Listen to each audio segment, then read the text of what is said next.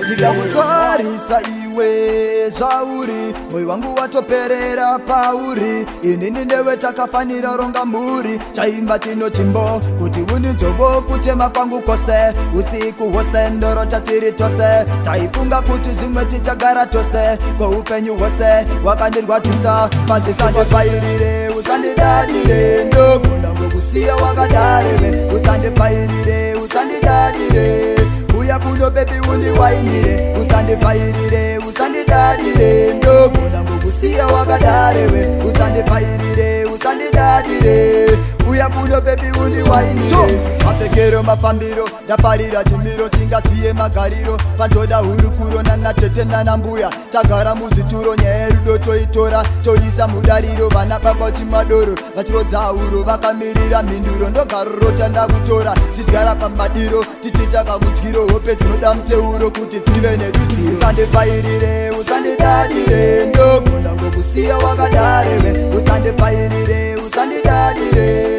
uya kuno bebi undiwainire usandifairire usandidadire ndogona ngokusiya wakadareve usandifairire usandidadire uya kuno bebi undiwainire chese chaunoda ini ndinotenga iwe rako simba rinoperera mukutsenga uri namba 1 kuita zvekupenga musikana ndakumhaka musikana ndakuvenga waitukanzwa nyota ndokutengera spring water mumwoyo chinyonyota semunhu anoruta rudo rwako nderekurota ndazise zviri muguta kugara wakaguta ndamurume ane mota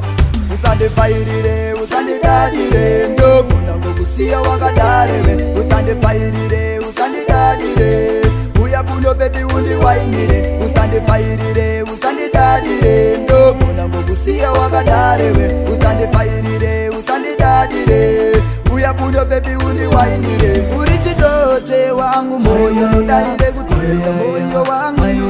uri chidote wangu bebi udarire kutonza moyo wangu uri chidote moyo wangu udarire kutonza moyo wangu uri chidote moyo bebi udarire kutonza moyo wangu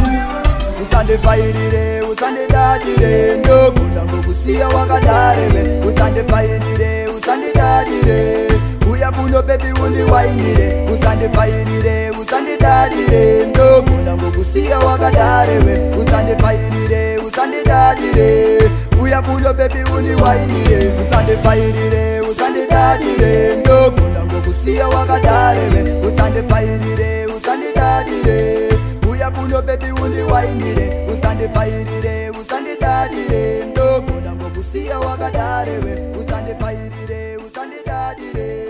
uya kuno bebi undiwainire